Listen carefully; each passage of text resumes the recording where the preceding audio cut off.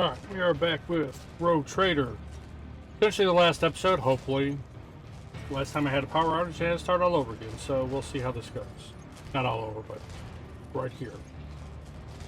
So yeah, let's go and have some fun. I know several individuals who would be willing to lay down a lot of thrones for a pile of this dead scrap. And a couple of obliging explorators too.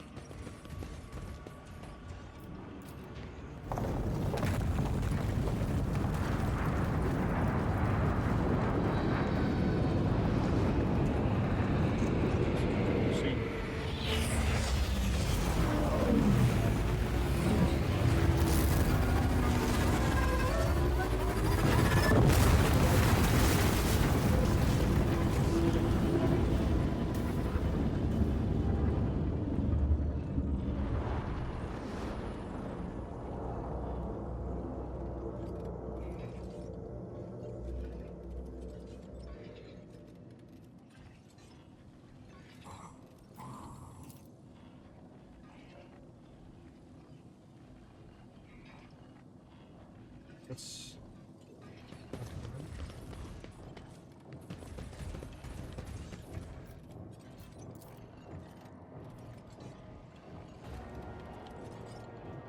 Rise to the top, or get left in the dust.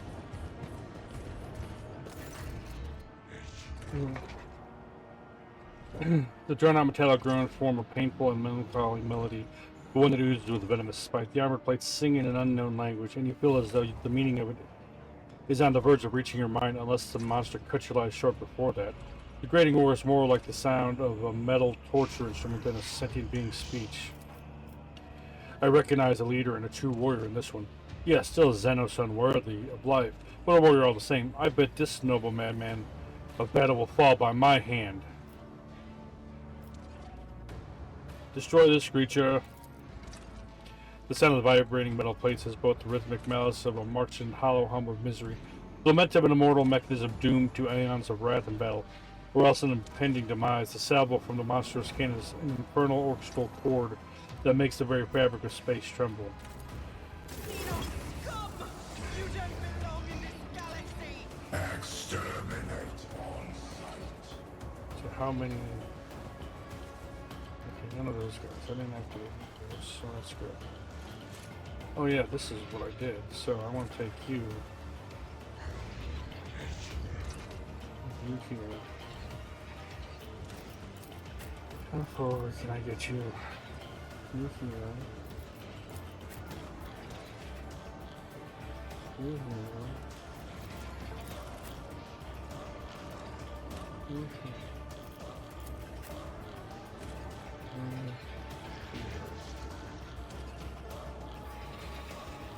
That's Joe.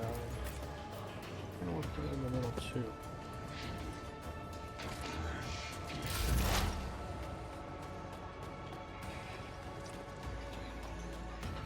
Those are 4 females.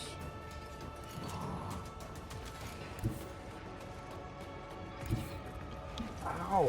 I approach the designated position. If I must. I understand your intent.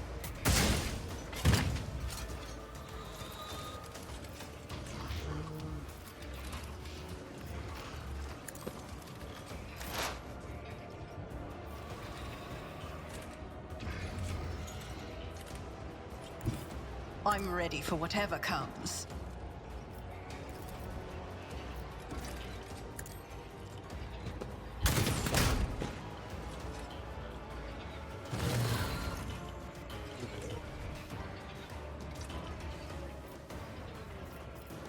It's as good as done.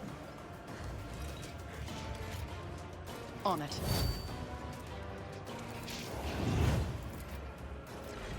I'll see to it, personally.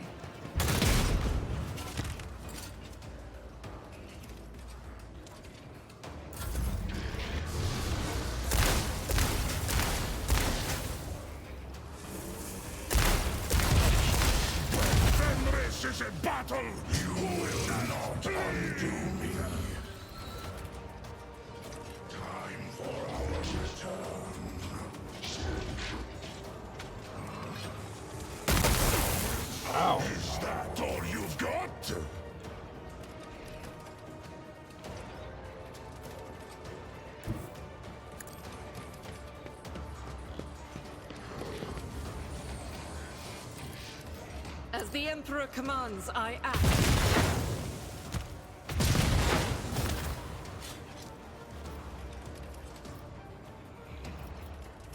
Doubt is for the weak.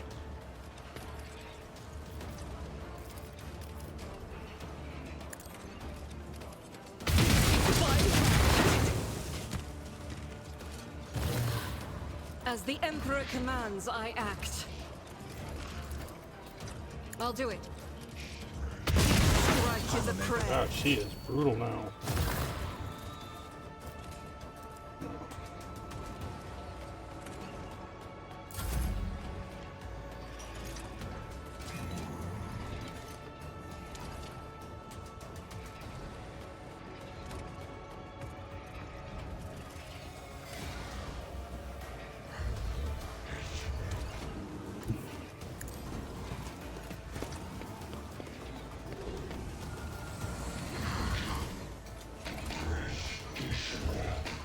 I can do that.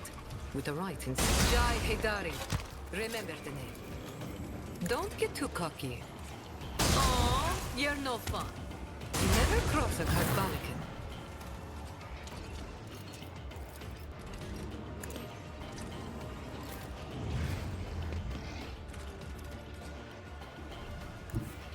God Emperor, move through me. Be the fire in my heart.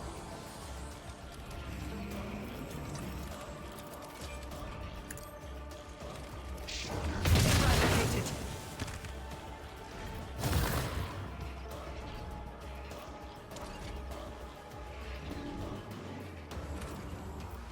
As the Emperor commands, I act.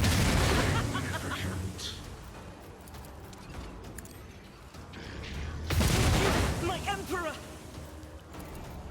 Doubt is for the weak. As the Emperor commands, I act. What is a prayer? Faith without deeds is worthless. I was hitting for more. It was the other guy I was hitting. Oops.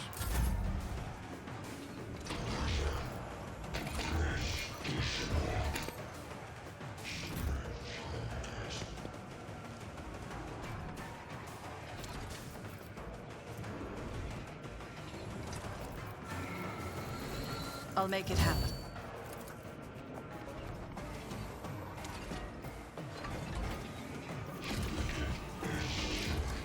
My gut tells me it's a bad idea. Defense is a good offense.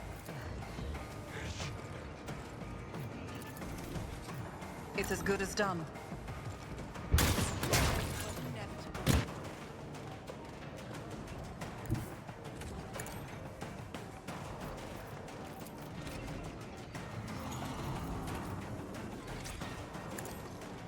The best defense is a good offense.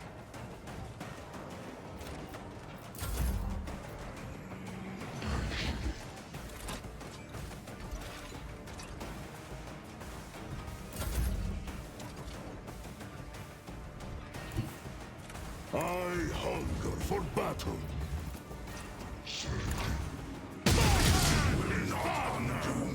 My strike is ruin. See how the wolf succeeds. I have become the All-Father's worthy instrument. Die in disgrace. By the wolf's eye, perish! Our foes reek of cowardice.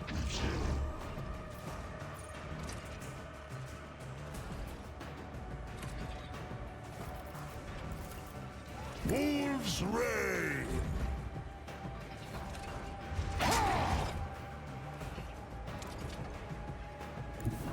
The fame-hungry come!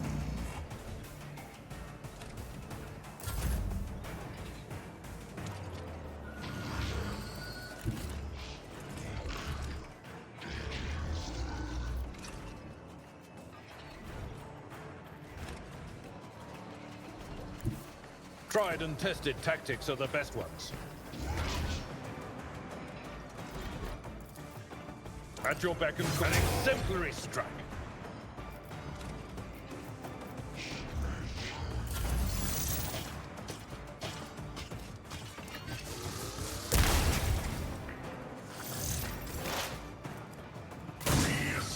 Movement commencing.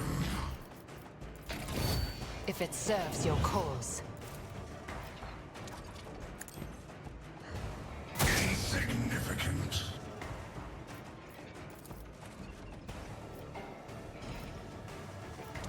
This tedium is beneath me.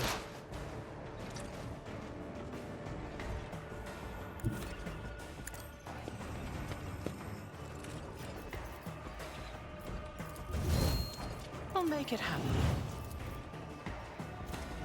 I'll see to it personally.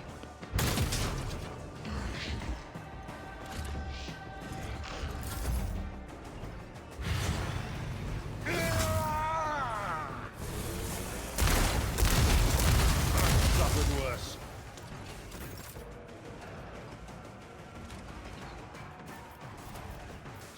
I'll do it. My Emperor! Doubt is for the weak.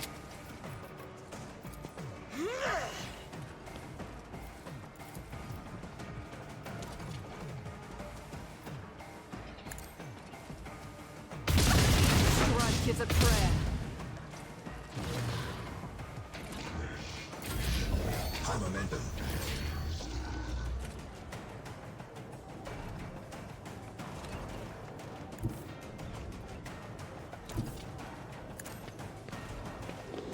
Trap or treasure?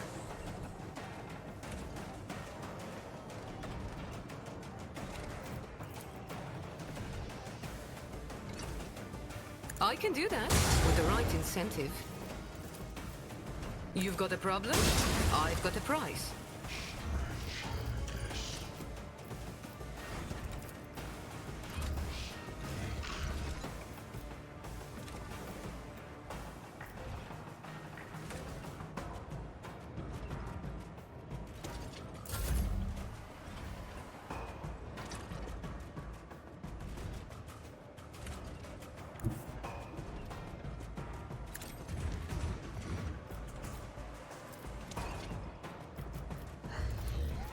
None can do this better than a... Feel the icy bite of death! I challenge you, Damget!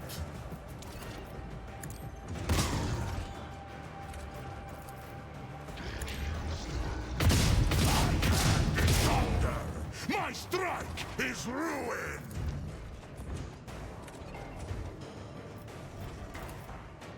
So shall it be. Stand up. Can't try to get behind The him. bite of death!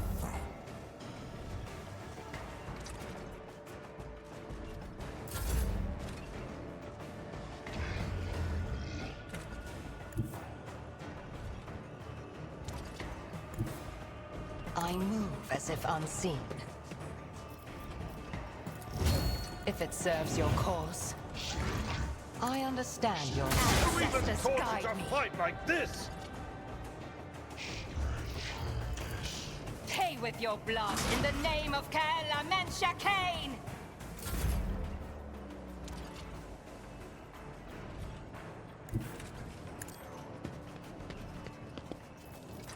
Who, if not me?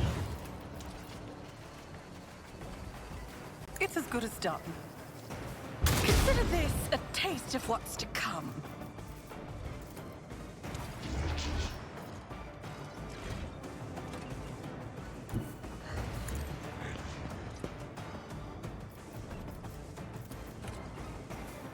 I'll see to it personally. You should have thought twice before crossing me.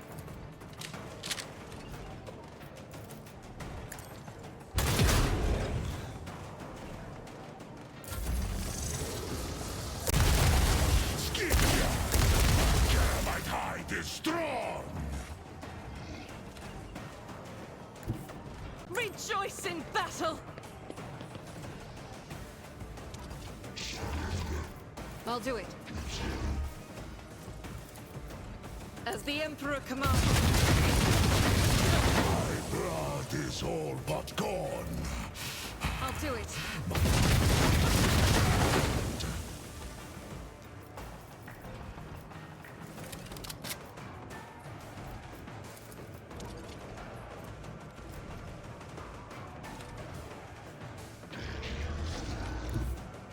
enemies of the Emperor will be undone. Escape the Emperor's judgment. Not quite like I wanted it to be,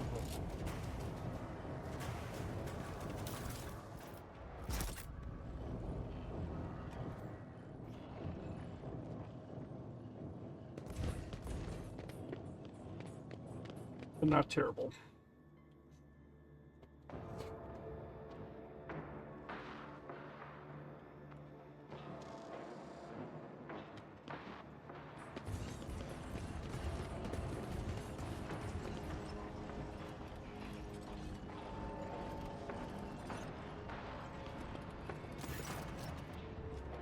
The main creature's feet is still alive, as evidenced by heavy breathing. It was a woman once, sporting close-cropped hair, equipped for battle, but now her skin is shredded by the metal sticking out of her body in a dozen places.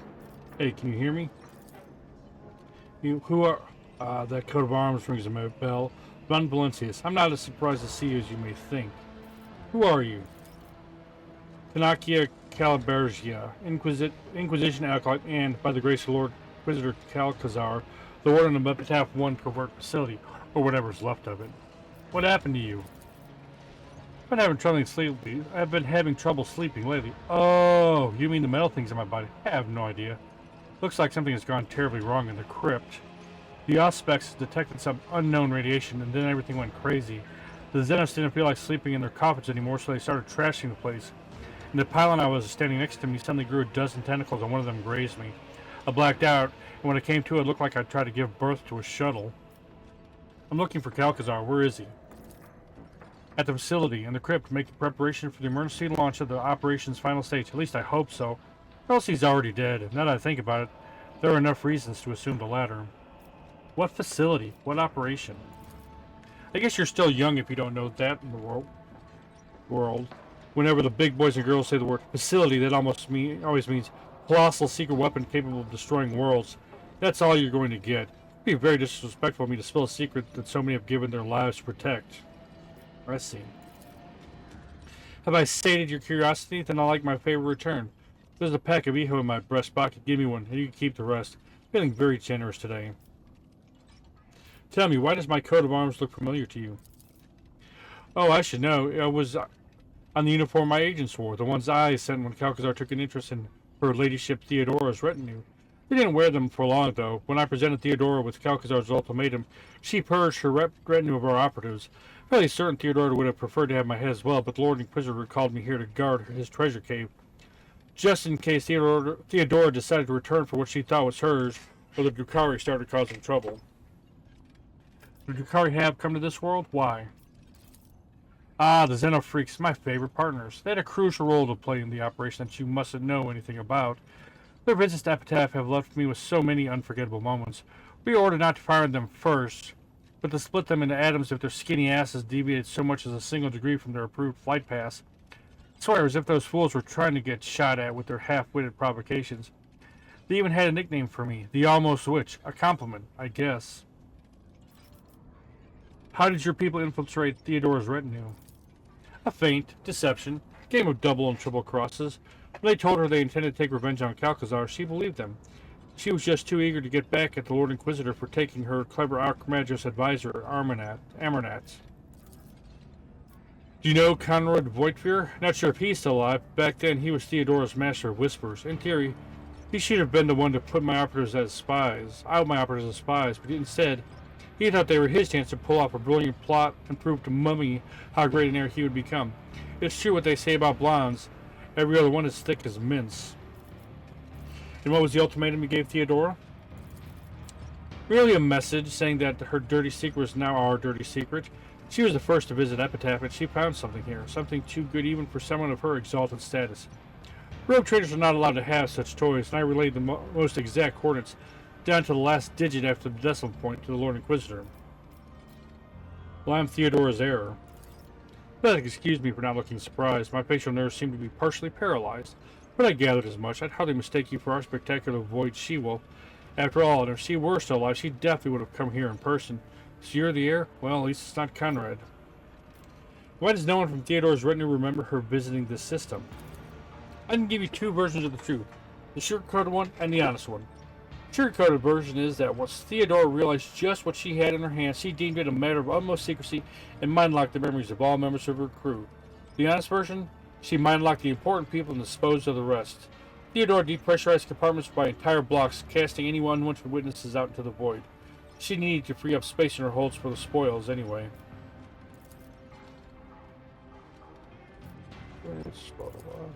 This is unexpected. Dirty ladyship not even trust me? Disheartening news, to be sure. You have it all backward. You could have been dumped out the airlock like so many others. You're already a decrepit old curmudgeon back then, after all. Now I know enough. Sure you do. Let's leave her to die.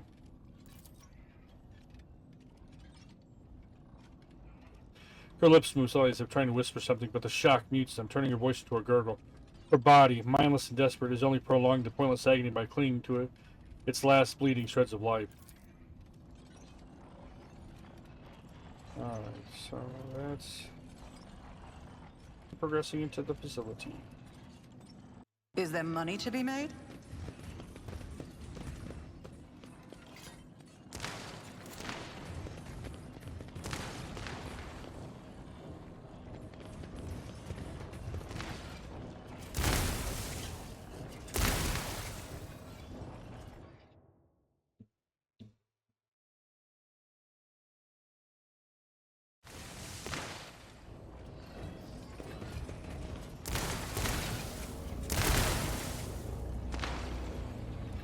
Barry is holding, prepare for defense.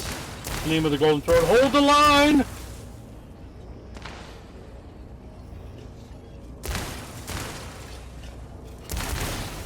Xenoslang lets out a clanging howl, portending imminent death.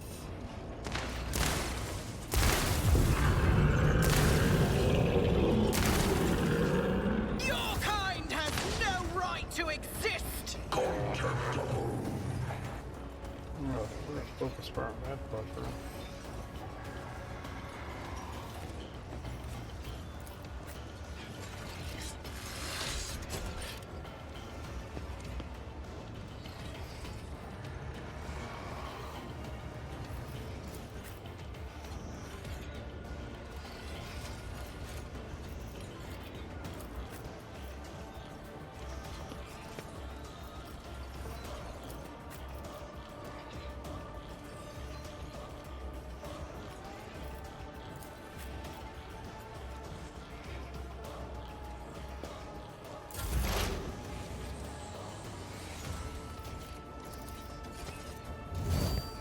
If it serves your cause.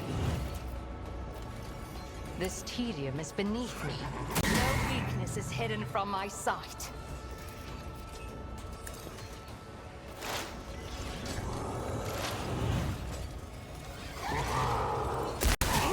Cleanses the body.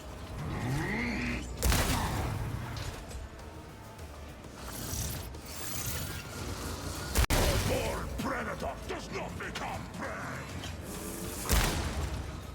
Got the big one first, that's my plan.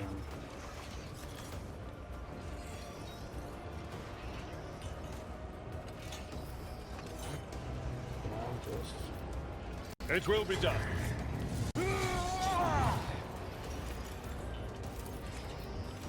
Indeed. Target well struck. Victory is in. I took care of this one.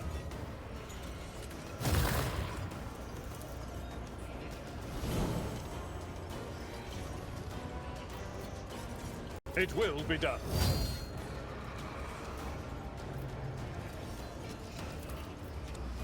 I will do my duty.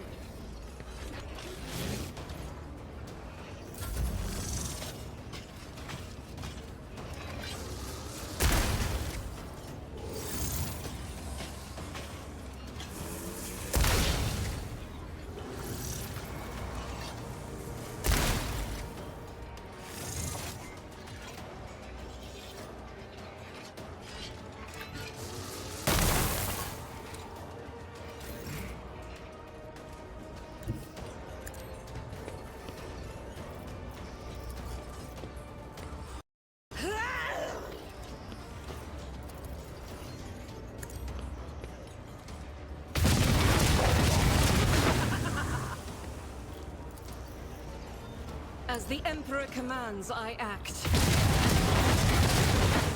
Oh, she is. I'll I'm do gonna it. on the big one so I get a good shot.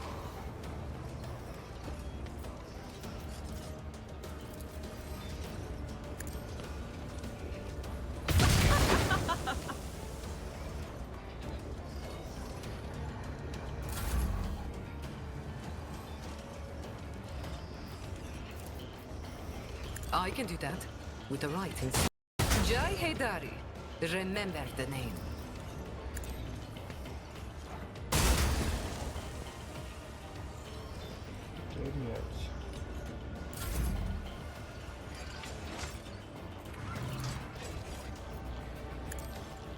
You never stood a chance.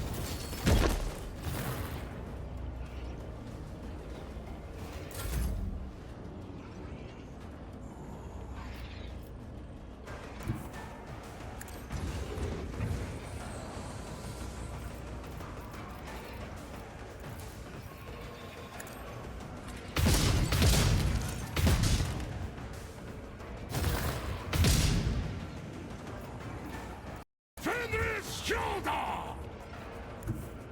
The wolf is on the hunt. Wolves insignificant. See how I have become the Allfather's worthy instrument! None can do better. So it shall be. Cubs play. I will carve runes out of your bones.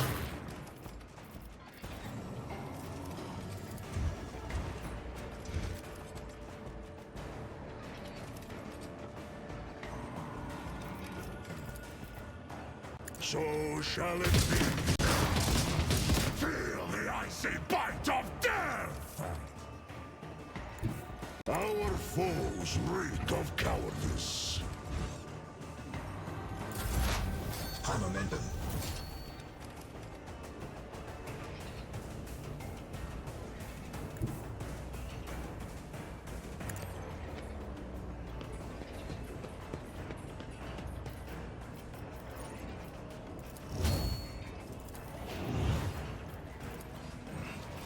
If it serves your cause. Fortune favors the swift. Fall, creatures! No weakness is hidden from my sight. The dynasty will rise again.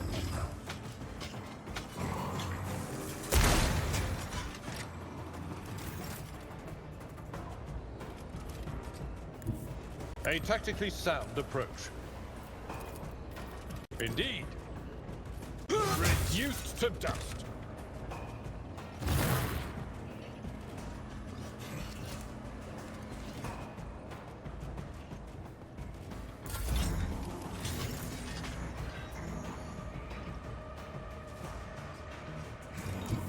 Guided by faith.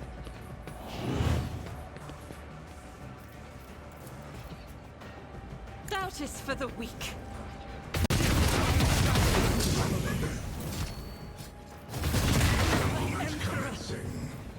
I'll do it. As the Emperor commands, I act. I'll do it.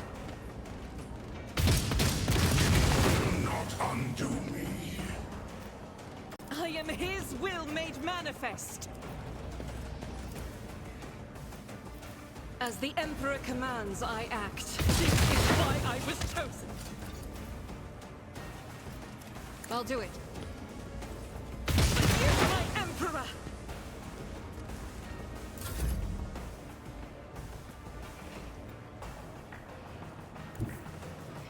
I know what I'm doing, usually.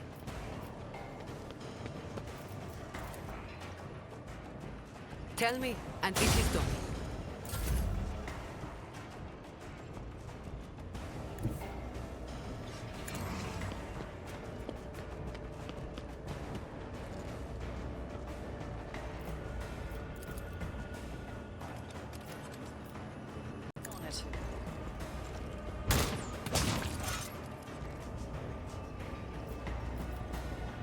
It's not me. It's as good as done. I'll make it happen.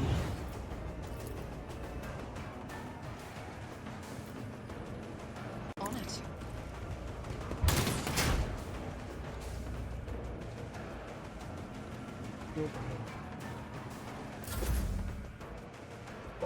Skip you.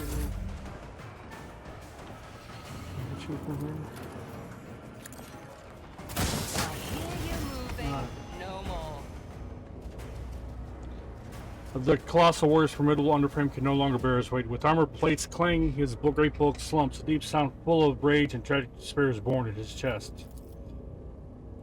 You notice convulsions in his limbs, the light is flickering in his eyes. Perhaps something went wrong during the monster's awakening from stasis, damaging his ingrams and plunging him into madness. What are you? The Zenos limbs shiver at the sound of your voice. He emits a deep hum full of dour pride. You are unable to decipher, but you can sense his disdainful rage and stern resolve to kill you. This is neither the dispassion of a prowling beast nor the blinding rage of insanity, but the instinct of a warrior. A warrior of iron.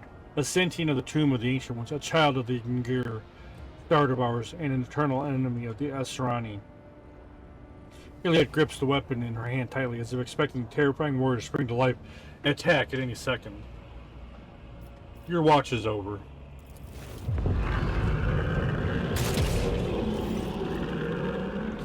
Thanos dies with a piercing howl of wrath. There is no fear in these sounds, only the stubbornness of a true warrior with a touch of regret at his defeat.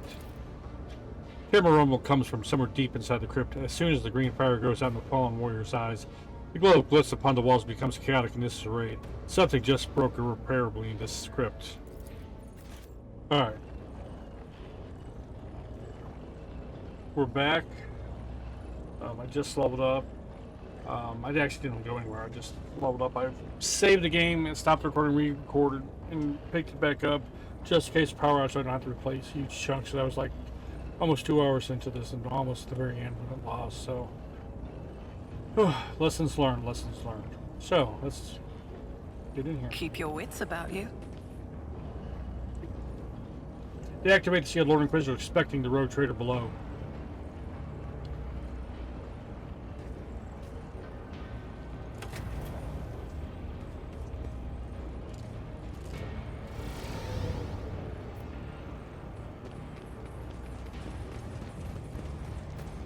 I always keep my...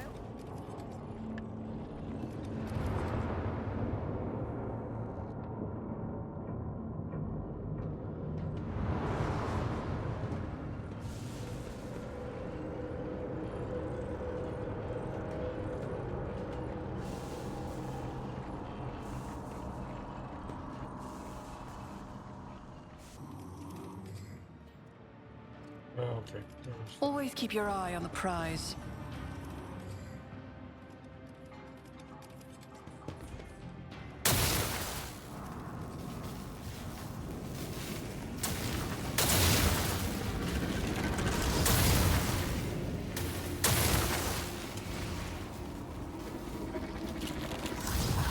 Evil versions of me and my retinue.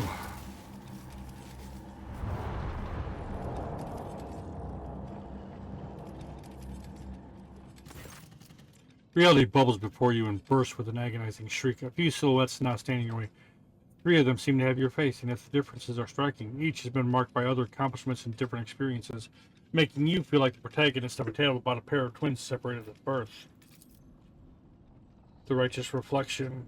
Emperor, bestow strength upon me to smite yet another obstacle as I carry out your will. My master, change your ways. Is this your making? No, I can feel it's not.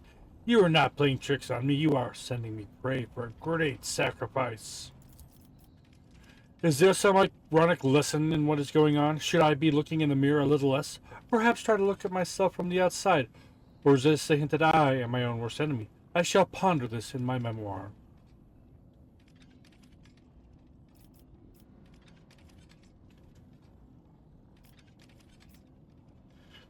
So now my version shows to serve the arch enemy, huh? I do not serve, I reign. You grovel, but I dominate and rise even higher. The master requests a sacrifice, a living sacrifice. Toss them into the warp. Their past will be unraveled and woven into yours. Why didn't you come to Epitaph? My master, the change of our ways, directed me here and revealed my destiny. This is where I will cut short the life of the corpse emperor's champion and claim the great trophy. This is where I am fated to become one with the war. You are disgusting. You won't believe how little I care about what you think. Alright, this situation just became more complicated. How are we going to resolve it? We shall fight. I sense your soul's greedy interest in what is hidden in the script. I will not let you take possession of this blasphemous thing. They forgot let. I will not you take. I will not you to take. That doesn't make sense. But I see we are outnumbered compared to you, doppelganger. I think it would be wise to join forces, topple you first, then resolve the conflict between those who have survived. I concur. We will finish off the one with the biggest retinue first, and then decide who is worthy of the prize. However, I already know who it's going to be.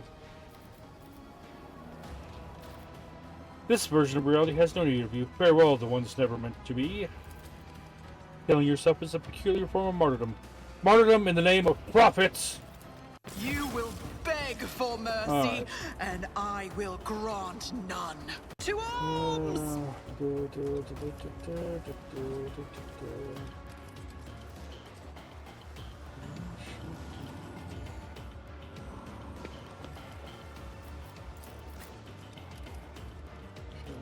Myself the last time I did this, I put myself in a really bad position.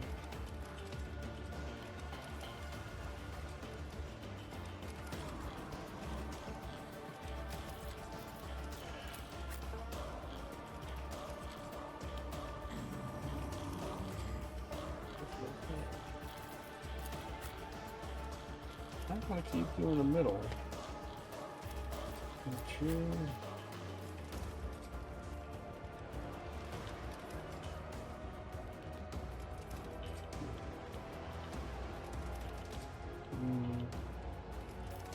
Right now, we'll put you here.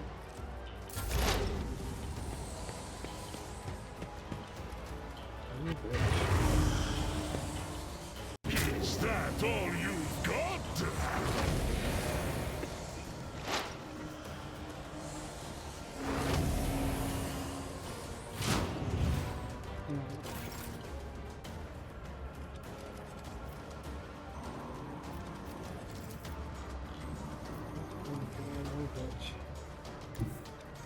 God Emperor, move through me!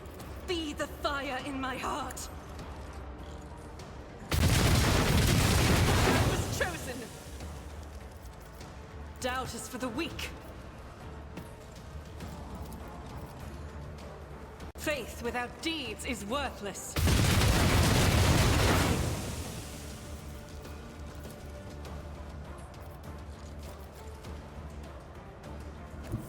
Rejoice in battle!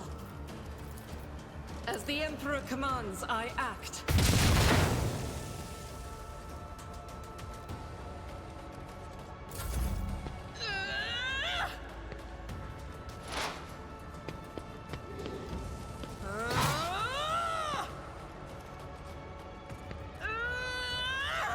Let's make some opportunities. Good Too lord. bad I never leave debts unpaid. I will bathe this battlefield in righteous fury. I find it hard to believe in second chances.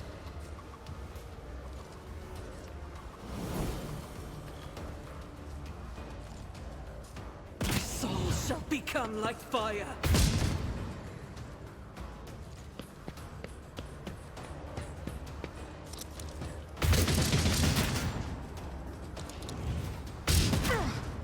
A mere pain won't stop me.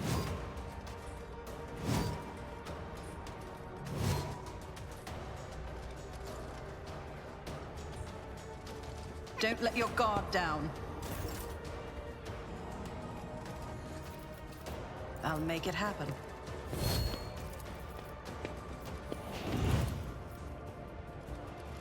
It's as good as done. You should have thought twice before crossing me. I'll make it happen.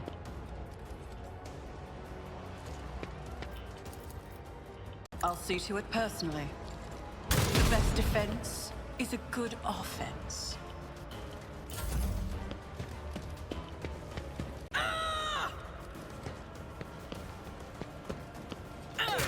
Thundress is in battle.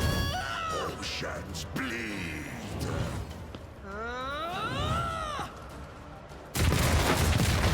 Bite like Ow. a bomb.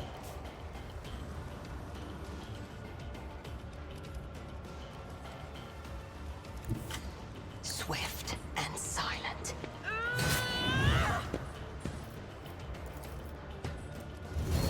I am not your Xenos pet, monkey. If I must. Bloody throne! Who Ow. did that?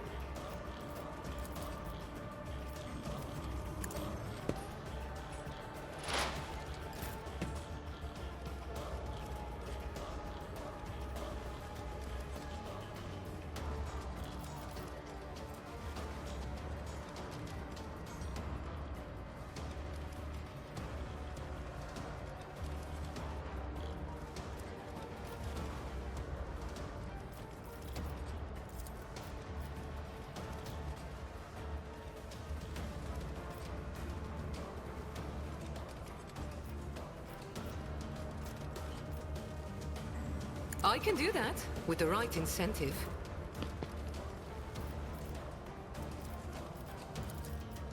I'll make it happen. Your end was inevitable.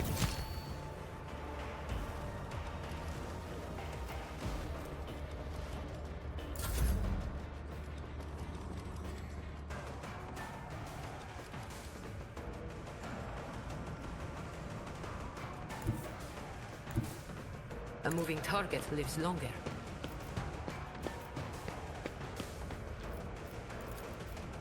Am I getting paid for this?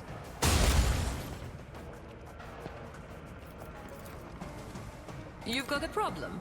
I've got a problem.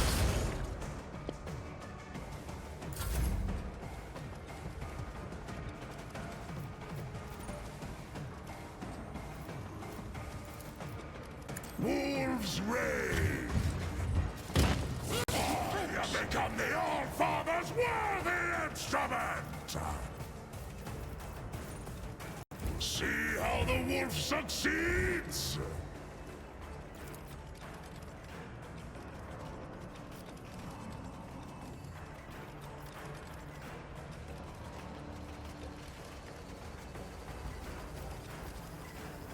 Wolves reign. This off. Feel the icy bite of death!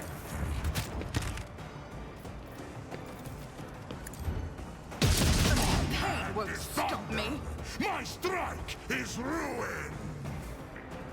By the wolf's eye, perish! So it shall...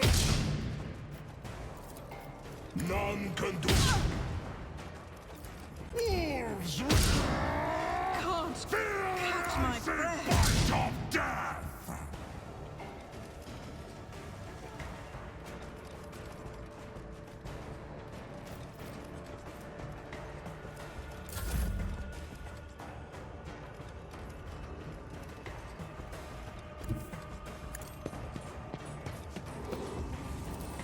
Victory is imminent.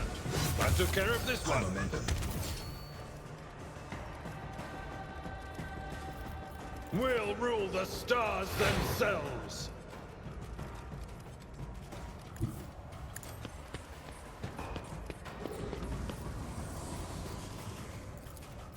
It will be done. Taking calculated risk is my second nature.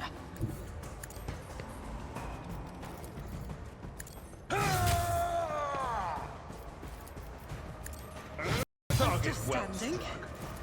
Just barely. High momentum. My place is at the fore.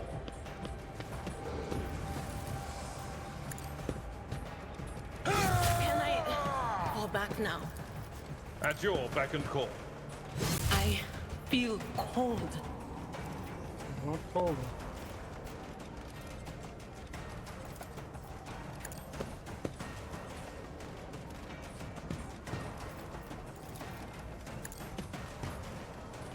One fewer target. Alright.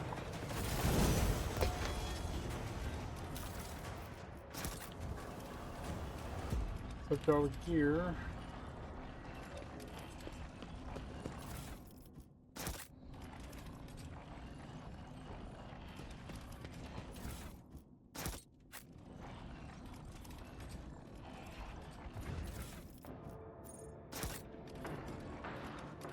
I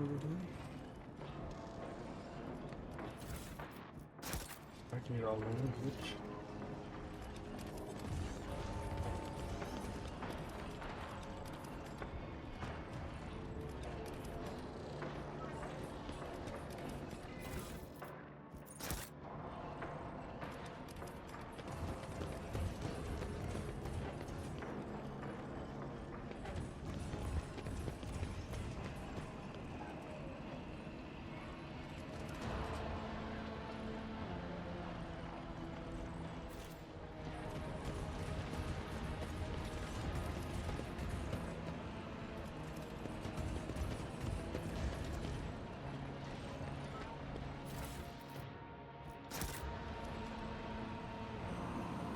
Rise to the top, or get left in the dust.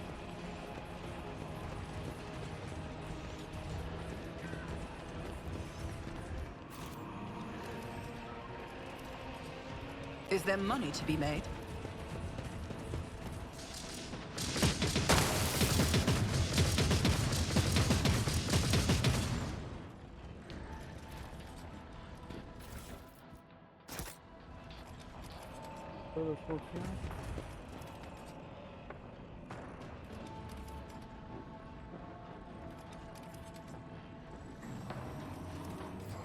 Miscalculations are for commoners.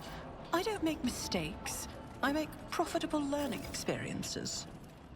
I'm going to save and save the recording after every major battle, so let's see.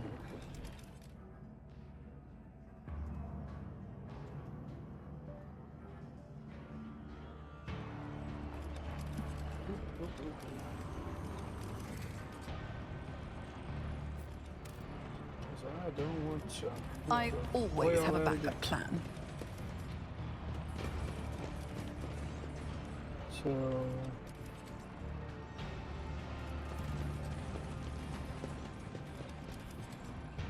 Let us not dawdle. Is that all Better you've myself got? through my service. So let's go to the other side here just to do it.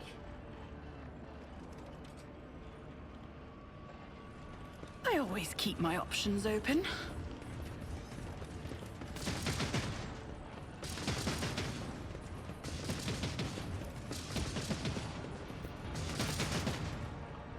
The Emperor favors me today.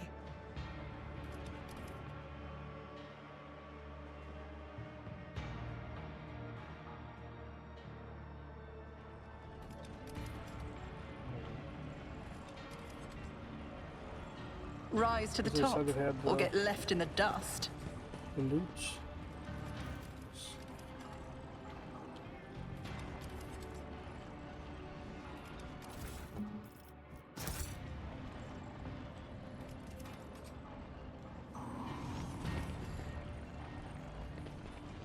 Is there money to be made?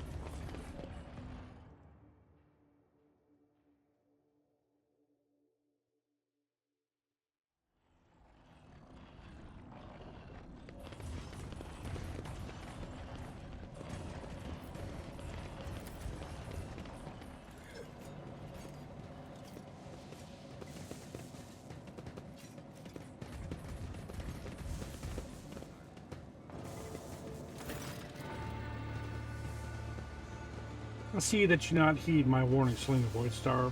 Your decision to come here in spite of them may have consequences, but we still have a chance to turn it into everyone's advantage if your leadership listens to me very carefully.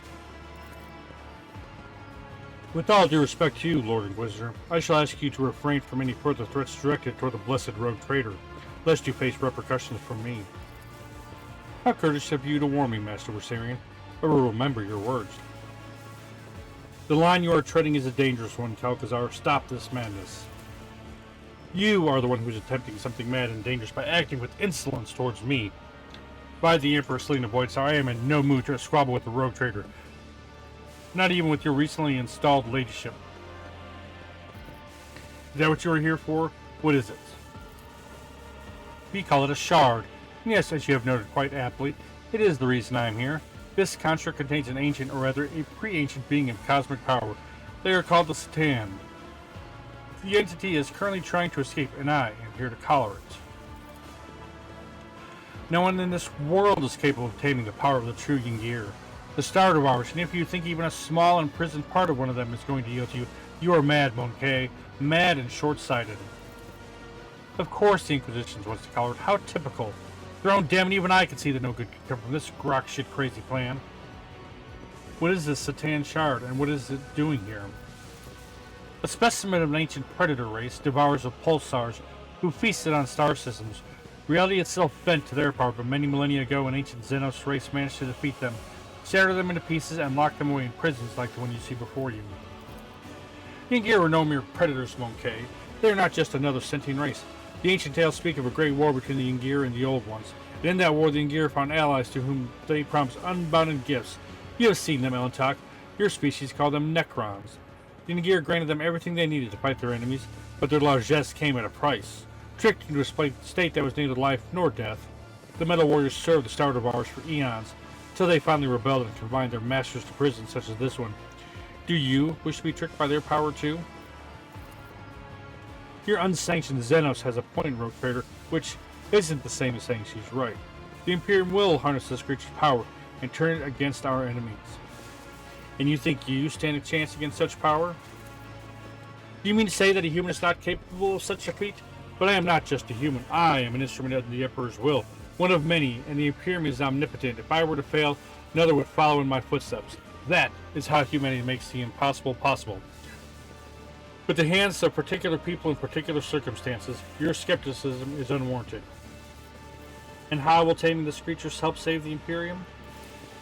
Over my years of service, I have come to realize that the main problem that humanity faces in this war is the imbalances in power. Our opponents are not races or nations, but incomprehensible monsters, and it is high time we acquired one of our own. My yoke will bind this creature and make it a chained guard serving the Emperor.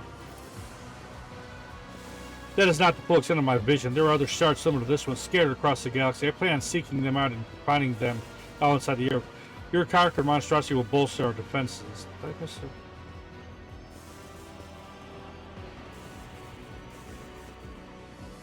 Okay. Seeing as the inhabitants of this place almost killed you, I gather that something went wrong with this plan of yours? Not at all. Operation Precious Sentinel is in its final stages. The increase in Xenos activity is a vexing yet trivial development in the grand scheme of things. They are supposed to guard the device, but they slept through the intrusion, and only the Satan Shard's emanations can make them stir. Theodore's research destabilized the Shard prison, and my project only made it worse. Whenever particles of the Catan Shard's energy seep out, many curious phenomena occur. The destruction of the crypt, the warped reality. When I tame the monster, I will order to stop disrupting the laws of this universe. And that brings us to the most interesting part of our conversation. You know my plans, so now I want to know yours. Will you admit that I am right and join me in my this undeniably ambitious act? Or you try to stop me? I will be upfront with you. If it is the latter, I will be forced to remove you. But I'm sure you realize that already. That's the second time you have threatened the Lord Captain. Listen to yourself. What you are planning is heresy. Enough, Selena Voidstar. It'll only be heresy if I lose. If I prevail, it will be a triumphant feat in the name of saving humanity from the horrors of this universe. And I will not lose. I will not let you bring this insane plan to fruition. Very well then. I am glad to have made your acquaintance, Selena Voidstar. Despite everything, eliminate the rogue trader. I'll make an example out of you. I will take you down. How am I gonna get to a safe spot? You know what? We're just gonna jump right in right here. We're gonna say this battle just happened right at the. Ooh. I'm enraged. Ooh.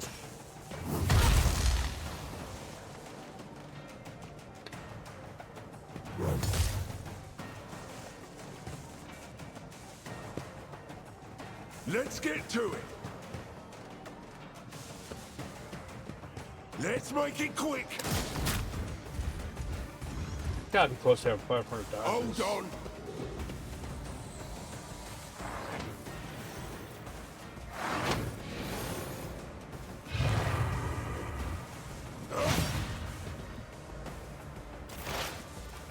Oh, here it is.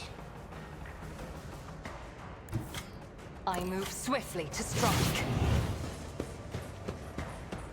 We're taking out some of these fucking people. This tedium is beneath me.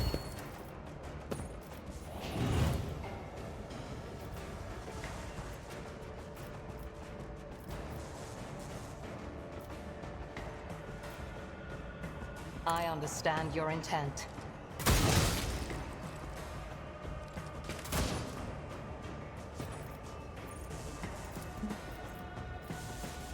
I am not your Xenos pet monkey. Out of my way!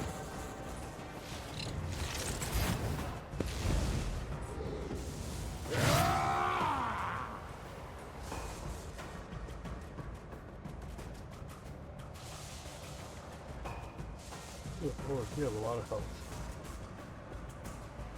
Come on.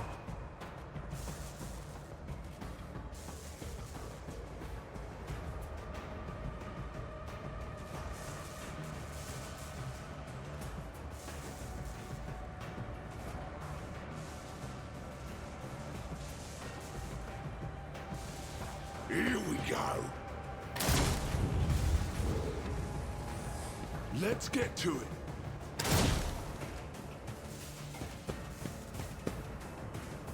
Let's make it quick.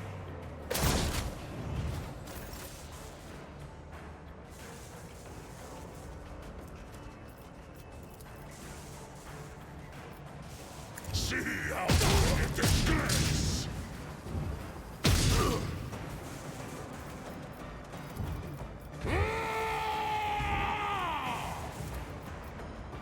Wolves out of your bones. So it shall be. I have become the All-Father's worthy instrument. By claw and fang, the foe will be torn asunder.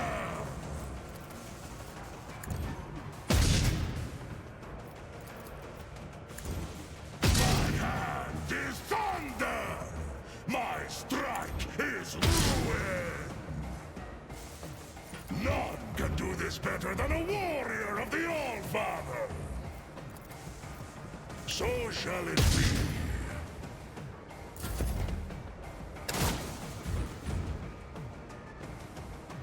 Hold on.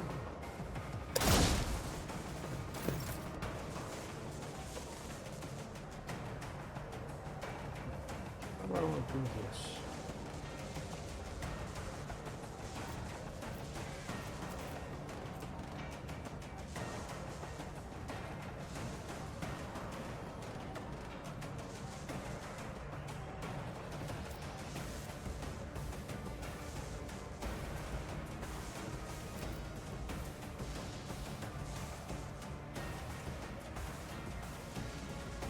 Tell me, and it is done.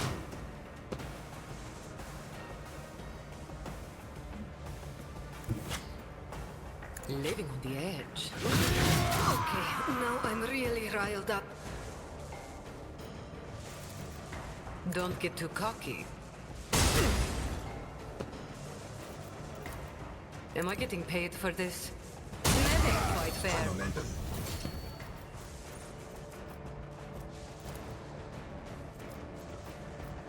You've got a problem? I've got a price.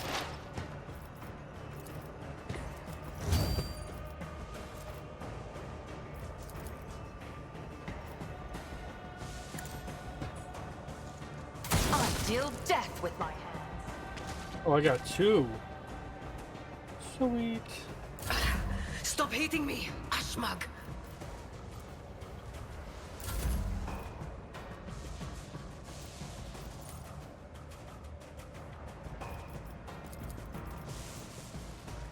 I'll do it. You rusting, stinking sons of bitches. Sorry, you weren't supposed to be in that line of fire.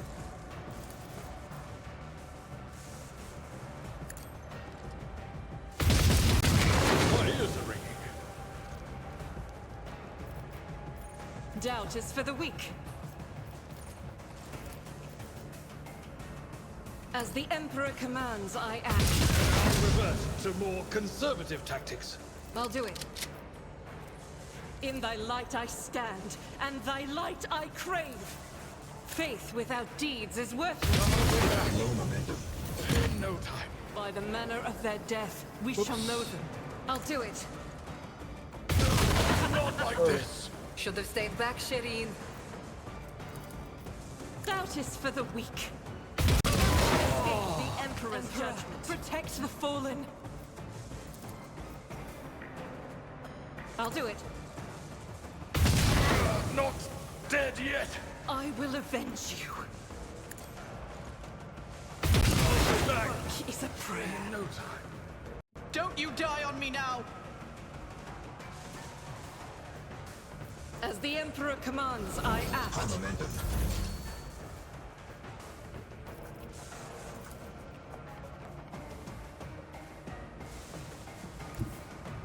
I don't need luck. I have strategy.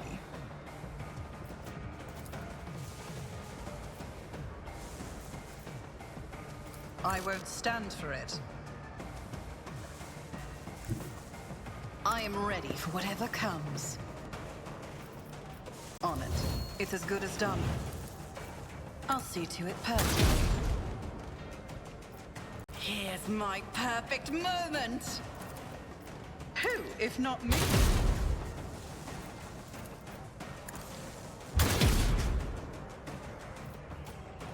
I'll make it happen.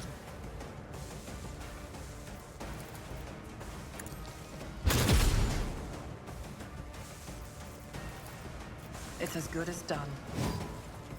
I'll see to it personally.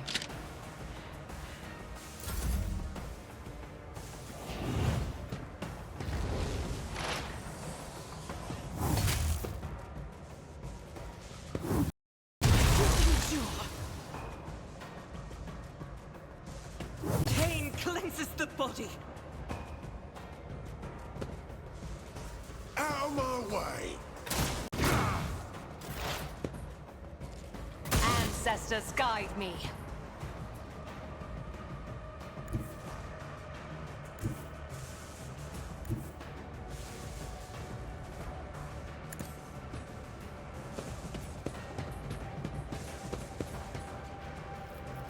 If it serves your cause.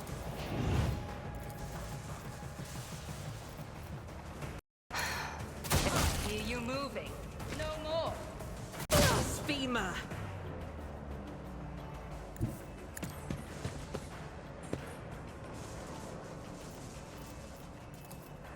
This tedium is beneath me.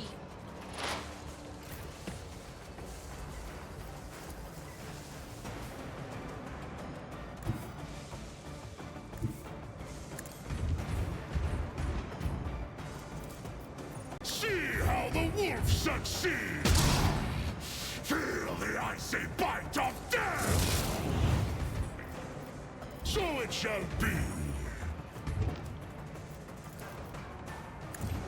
My hand is thunder! My strike is ruin! Gah!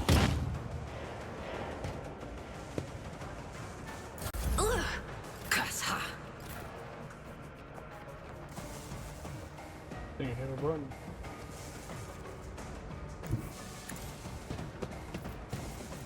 On it. Who, if not me? I'll make it happen. You should have thought twice before crossing me.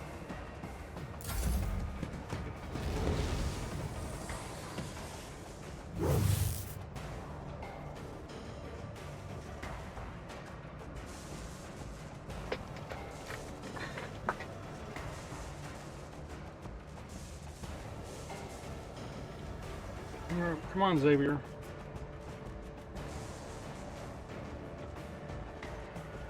If everybody would hit points like good lord.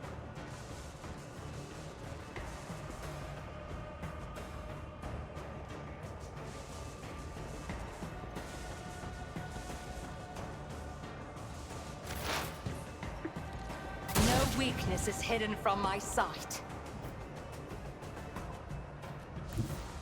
I I approach the designated position. If it serves your cause.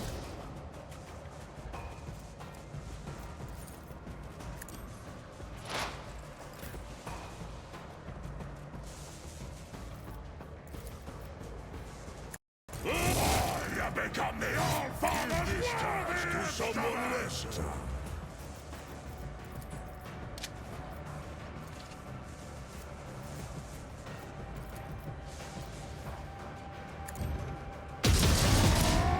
Feel the icy bite of death! Wolves reign! No. It is too early. The yoke must be activated, or all is lost.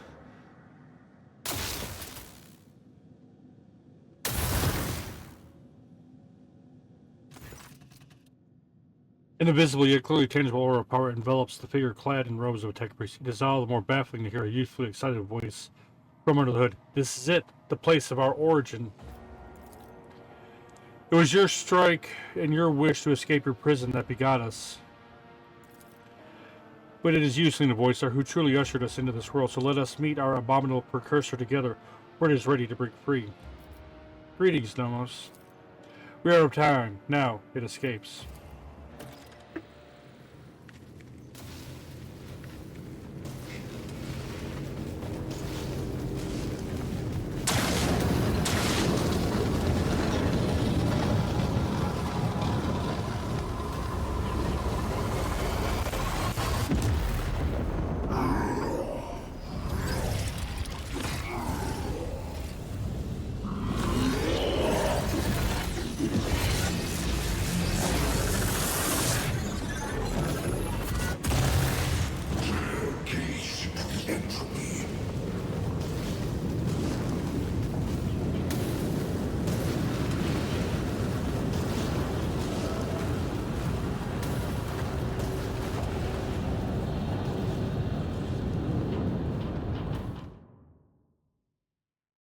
Xenos scum! You don't belong in this galaxy! The rounding of mortals matters not.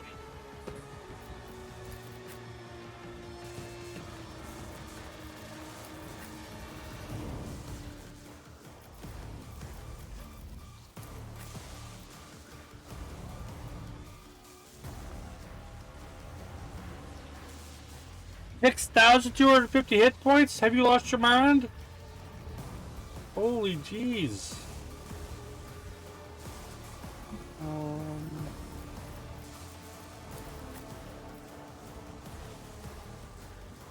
What did you hear from around here?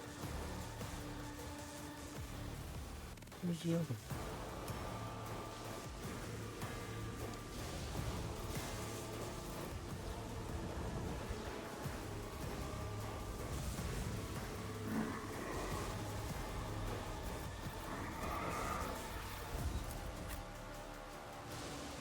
Where did I keep you close to?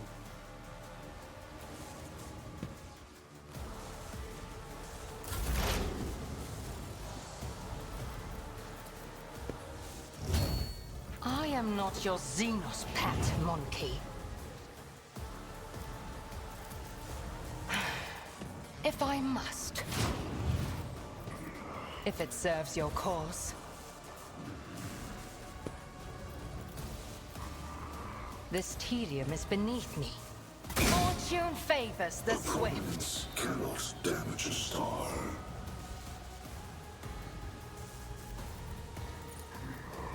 I understand your intent.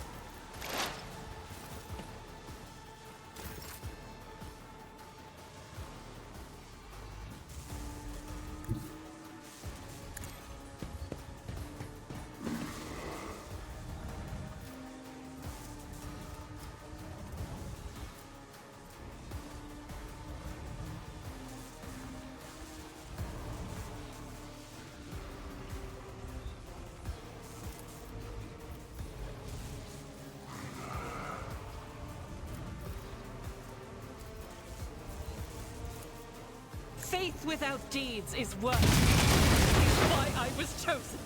Doubt is for the weak. I'll do it.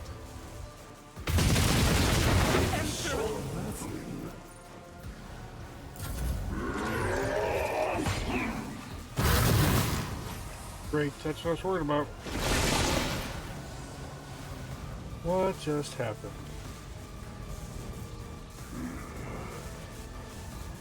Oh no.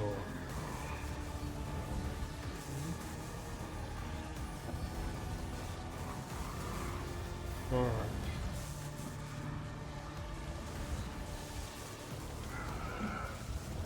I don't need this.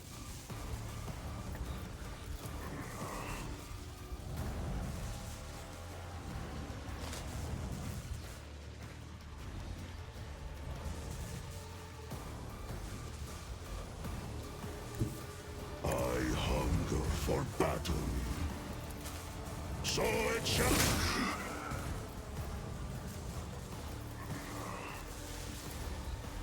Wolves reign.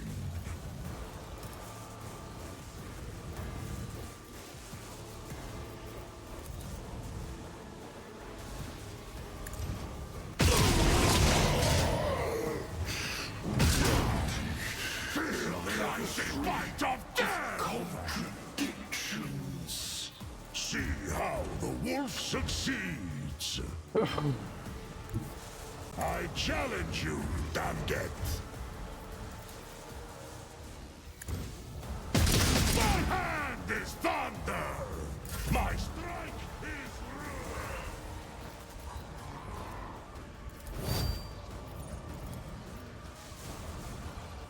I'll see to it. Chance. On it.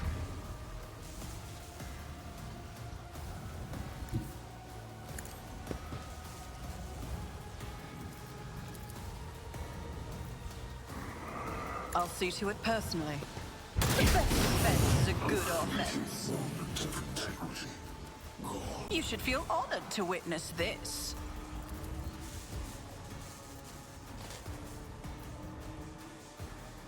Where's the other one?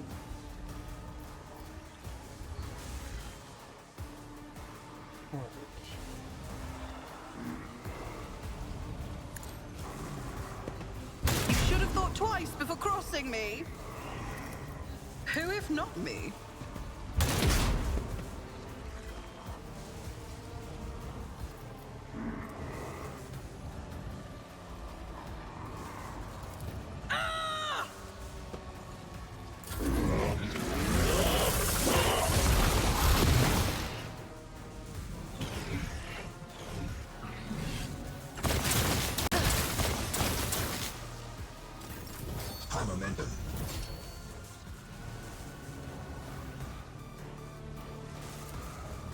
I can do that with the right incentive. Tell me, and it is done.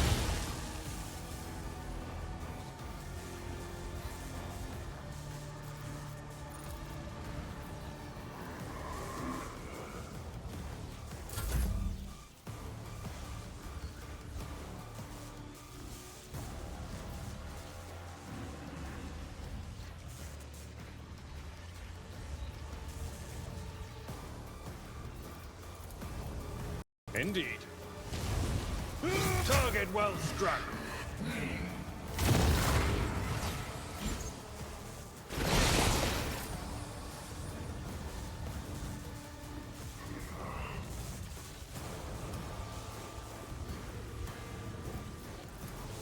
I will do right. Grey hair, sure hand. No matter the cost.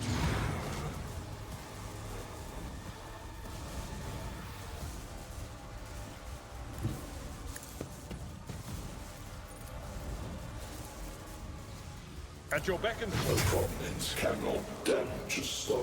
Victory is reduced to dust. I've seen worse battles than this in my time. It will be done. One fewer target. I will do my I have suffered the singularity of annihilation. At your beck and grey hair, sure hand. Reduced to dust!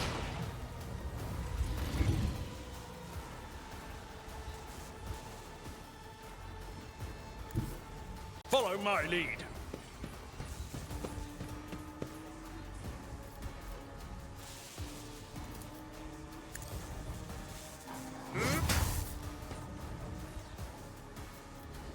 It will be done.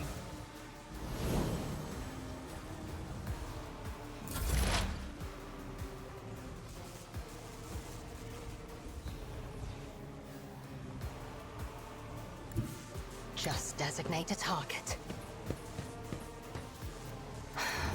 If I must. I am not your Xenos pet, monkey. If it serves your cause. Ancestors, guide me!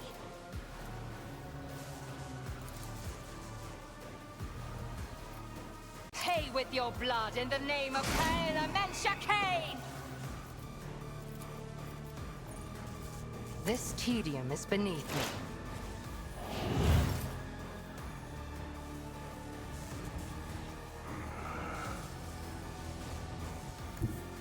Guided by faith!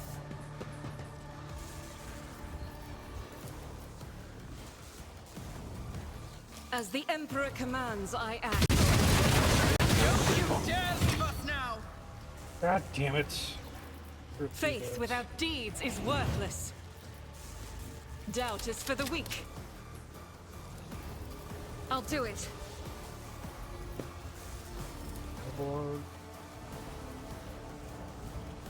As the Emperor commands, I act. Of their death, we shall know them. I'll do it. The enemies of the Emperor will be undone. Faith without deeds is worthless.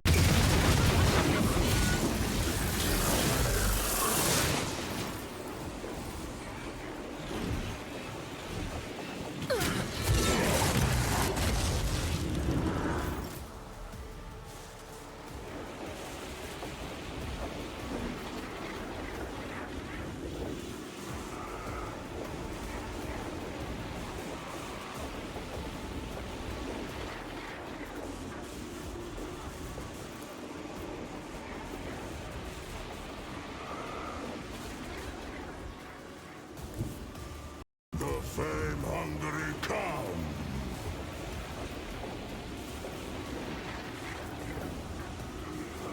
Cubs play. Feel the icy bite of death! None can do this. Reality is a tapestry of contradictions.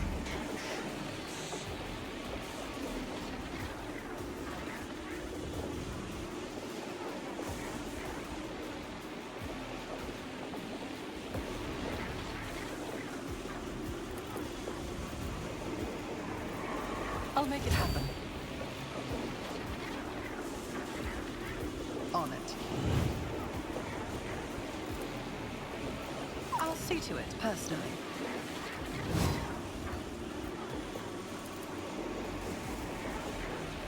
Who, if not me? Consider this a taste of what's to come. I'll make it happen. You should have thought twice before crossing me.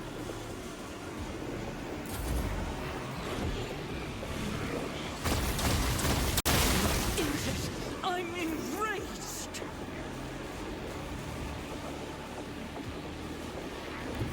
Healing This either. battlefield air is good for my lungs.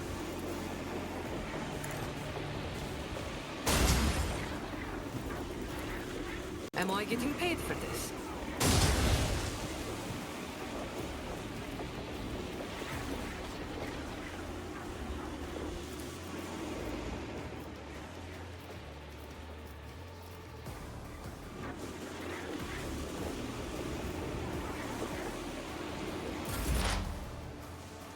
Fortune favors the swift.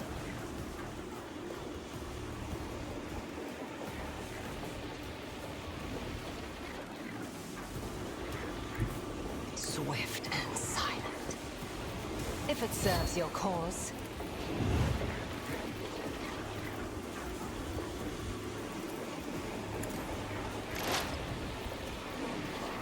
I am not your Xenos pet, monkey.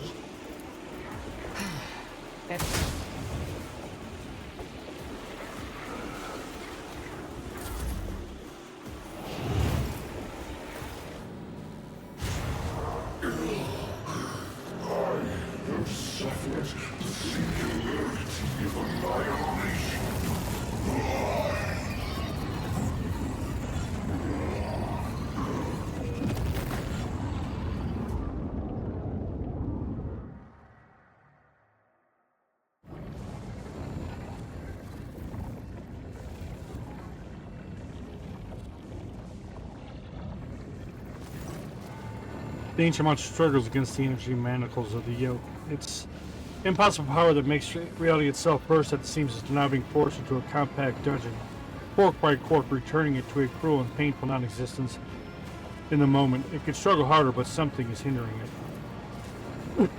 You are the cause of these hindrances. Only now does the Satan Shard turn its focus to you, for the battle is nothing more than reflective resistance of an alien mind absorbed in a completely different range of thoughts and responses, but now it is thinking about you, and its thoughts are so corporeal that you can sense them and know them. It seeks to end and enter the confrontation. It is capable of resolving it in a way that would benefit all. More and more tears appear over the shard's form. As the yoke absorbs its power, it becomes increasingly harder for the shard to maintain its physical structure. Each imperfection you inflict brings the Star Predator closer to imprisonment. Do not bow your head before our abominable precursor. It was begotten by the dark abysses of the past. It is a fragment of that which devours stars and erases civilizations. It knows no benefit other than its own. Allow us to stand against it. This is our time, our impossible chance.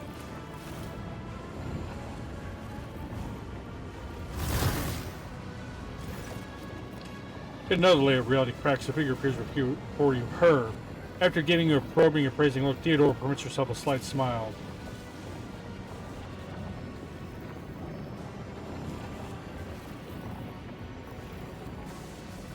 Nomos, if our birth ever had a purpose, then it is here and now. Why do you call the shard your precursor? Because that is what it is, and what we are. We have told you before about Theodore's ambition, Amernat's mind, the ship's cradle, the epitaph's secret. One spread into another and spurred yet another. Thus, Nomos were born. We were but an echo of the star's power, an echo that left its prison, but we have become something so much more, with your help. What do you intend to do? Clash with the precursor, touch it, absorb it, so that the reflection becomes the object reflected, so the shard becomes Nomos. Then, and only then, will its threat become eradicated forever. You think you could do this, Nomos? And what will happen afterward? We stand at the threshold of probabilities and outside the bounds of predictable. It is beyond possible to know whether we can or cannot. But we believe that we can, and that is what drives us to try. And if we succeed, we will obtain power beyond compare, and we will become a shield against any threat, whatever form it may manifest itself. Alright, I made my choice. Act now, my child. We are ready for the most important battle of our life. Wish us luck. Nomos steps towards the shard, and the whole world explodes into a terrifying whirlwind. You can hear the colors, see the touches. Ice burns your hands while fire leaves you freezing. In the midst of this menace, you can clearly sense the battle raging. The clash of two beings. One endlessly ancient, and the other endlessly young.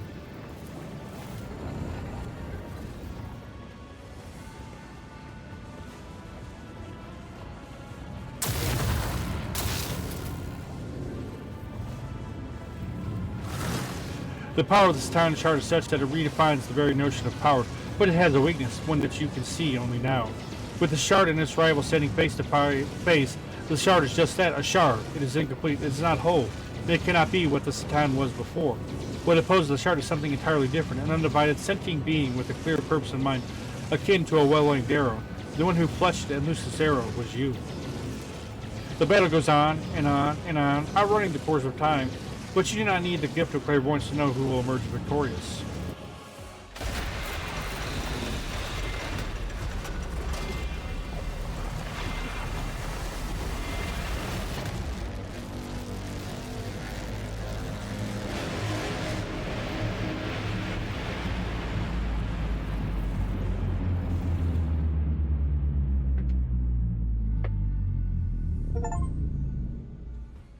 The Satan Shard was transmuted into a new form, and their name was Nomos. Possessing the power of an ancient being and nurtured by the Rogue Trader, the young star god watched over the Cronus Expanse, their new domain, with curiosity. Gathering its bleeding worlds together, the Rogue Trader dared to build something more noble and civilized in the Expanse, a haven for those drifting and unprotected in the strict hierarchy of the Imperium. It would be an unbound frontier where freedom and compassion were not wholly extinct. The shackle monster under Von Voince's control ensured the survival of the fledgling utopia. The Star God destroyed all who threatened its peaceful civilians, instilled fear in those of little faith. The Expanse tasted the sweet fruit of freedom and the intolerance with reverent fear. The Imperium could not forget such insolent deviation from the order prescribed by the Holy Terra.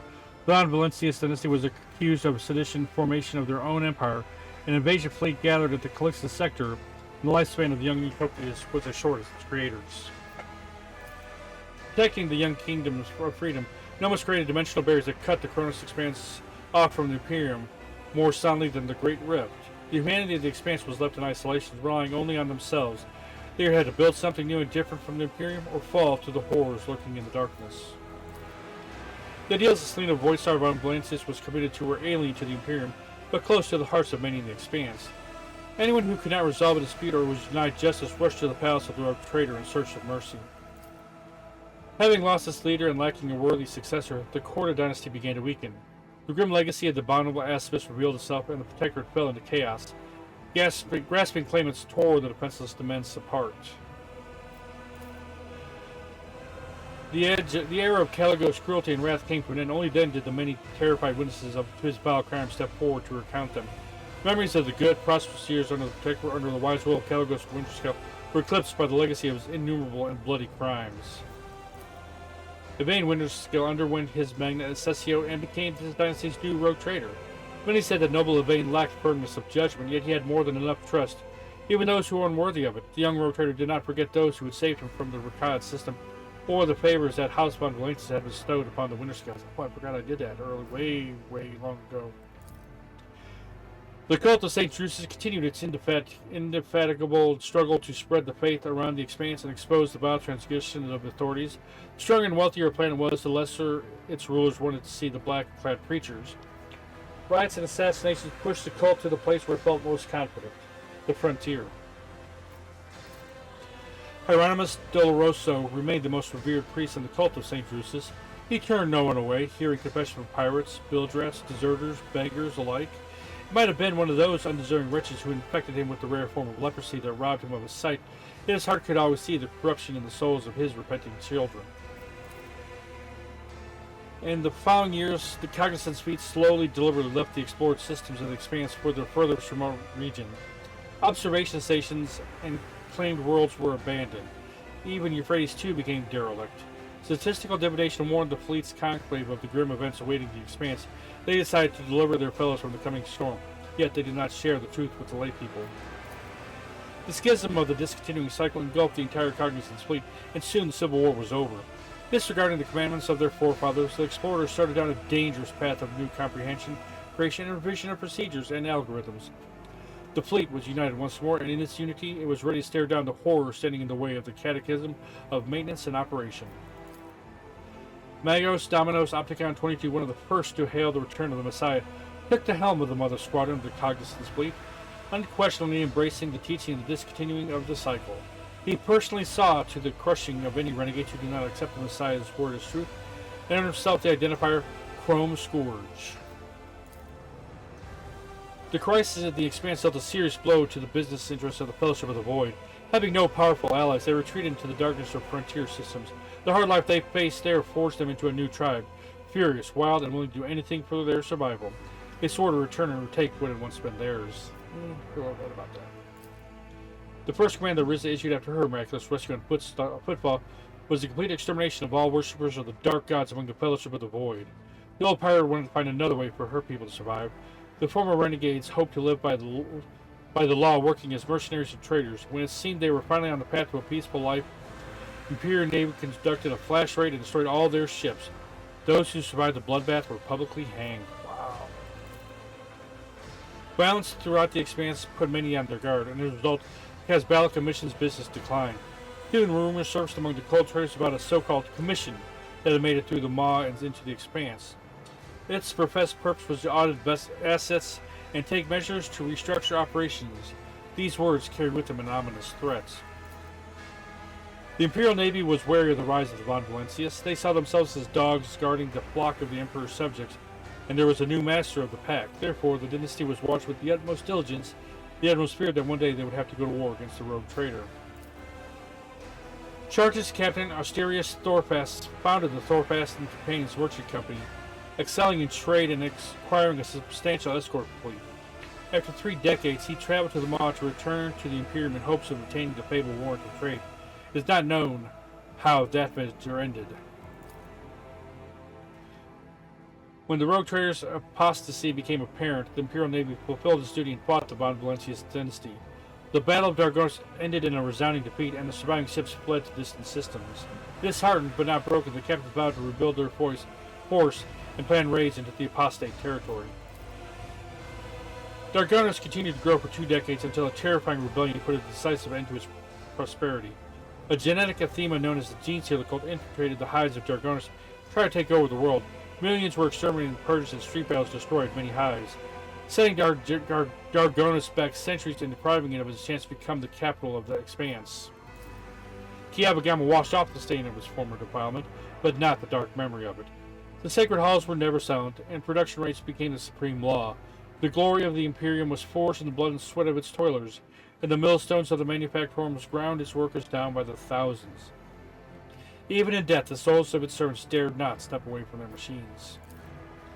Kiabagama grew, and new manufactorums were founded, until disturbing reports started to trickle in many years later. It seemed that someone had secretly taken control of the colony, shrouding it in a tangle of conspiracy.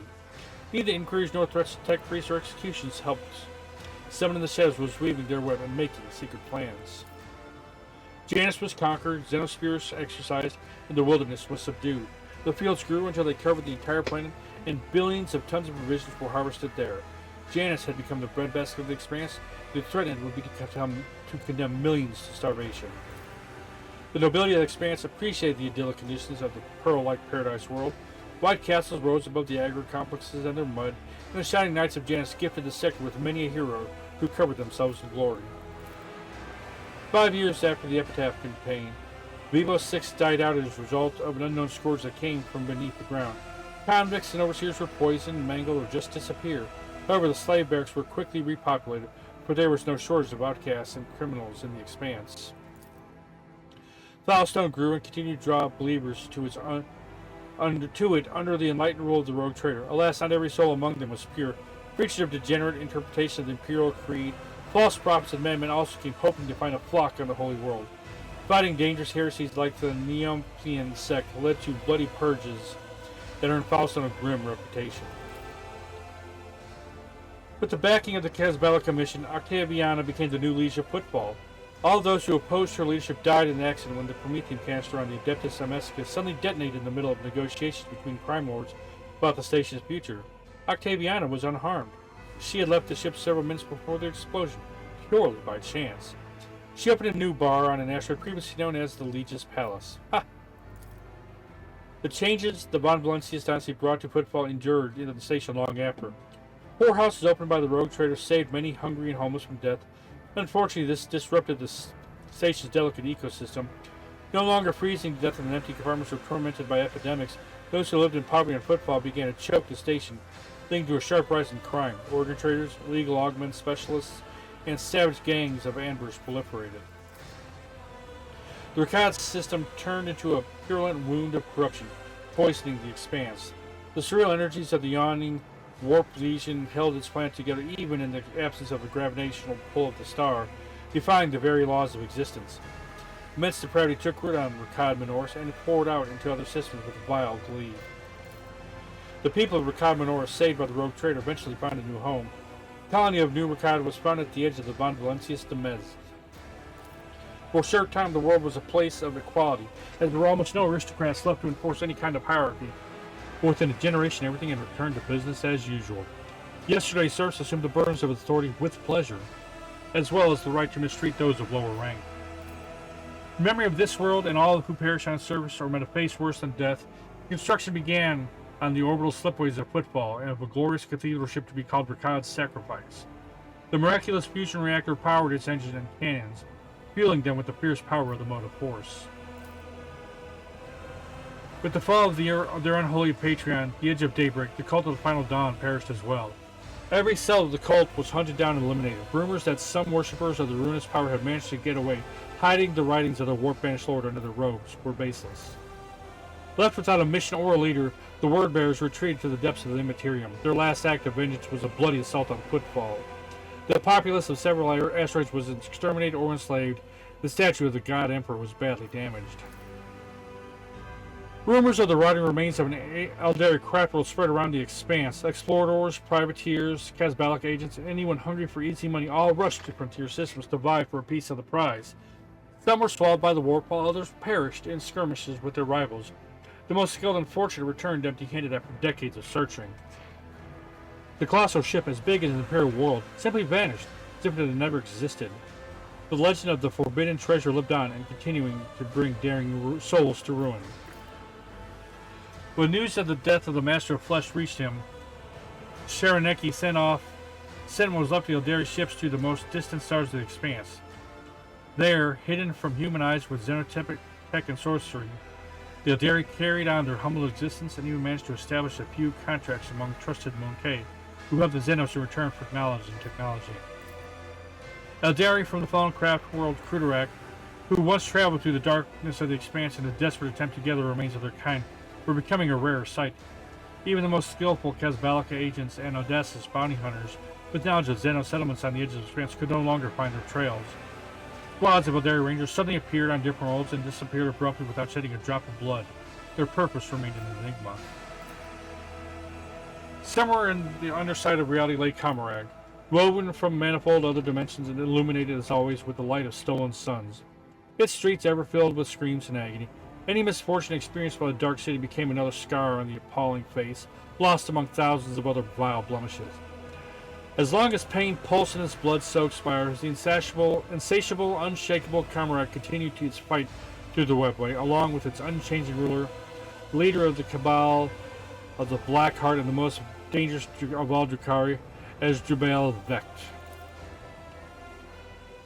The fall of the Cabal of the Raving Tempest united Kamarag for a brief, bloody moment. Fleets of the Dark City set their squabbles aside and found a new game in tearing apart the domain of Archon Uremus. The fate of the Raving Tempest reminded the other Cabals that nothing lasts forever in the Dark City, save the city itself. Leaving the Necron system behind, the Star God vengefully obliterated every tomb world of the ancient Xenos race. The old hatred of the Catan, betrayed by their deathless servants, whispered inside him. The voice of Voxmaster Vigdis Suriota of the Ptolemon dynasty had long resounded in the expanse, bringing hope and trembled the arrival of the merciful rogue trader. Known for her wisdom and acute understanding of ship systems over her long life, she taught many generations of future Voxmasters from the Ptolemon dynasty. Her body was built into the bridge itself, and in times of need, her voice flowed through the Vox, dispelling delusions and despair.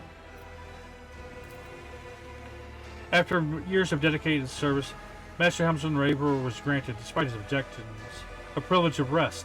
The wise servants of Omnisci implanted an augment into his brain that restored his ability to sleep. Soon afterwards, something unprecedented happened aboard the ship. Master Helmsman overslept and missed the start of his watch, but his temper did become much more agreeable from then on. Many years later, High Factum Janus Stanrock sought permission to retire. He said that age had softened his heart and that a more worthy, young, assertive successor should take over the position. There was no shortage of candidates. Under all that fat, Danrock was a sentimental heart, and he spared nothing for the orphans of those who had died serving the rogue trader. The children were given an excellent education and were eager to serve the von Valencius dynasty. Urban Drivestem cared more about preserving the influence of his line than the well-being of the Protectorate. His blind ambition lost him his governor's seat and the respect of his family. Within a few generations, one of the largest houses of Dragonis had turned into an obscure family of petty aristocrats. Zoriana Gaprak missed the moment when her family, which had previously functioned like a well-oiled machine, started to fall apart. Racked by infighting. Among her distant relatives, many blamed Toriana for the Kiavagama disaster. Soon the Gaprak family splintered into warring factions and spent centuries locked in a violent struggle, only occasionally punctuated by futile attempts to reunite the house. Members of the House Rosarian served the dynasty faithfully, loyally, amassing more and more power. A century later, they had finally gained the respect enjoyed by other noble houses, yet power and luxury can dull any blade. The now pampered and idle aristocrats were scarcely recognizable as the descendants of the formidable Seneschal Rosarian. Clementia Rosarian, daughter of Abelard and Chancellor of Dargonis, executed her duties irreproachably, and even found time to school the younger generation of her family. She was an equally skilled mentor, chancellor, and political operative. After a century of immaculate service, she surprised everyone by leaving her position and becoming the first mate on a trade ship. She would later admit, like a true Rosarian, that she had always had a passion for ships and voidfaring. The Harlequin known as the Nocturne of Oblivion visited the Expanse once again. Speaking to Dargonis, he came to the Rogue Trader's palace and left her a special gift, a case of Eldari crafting, unmistakably ancient and precious, adorned with the ruin of an eye inside a triangle.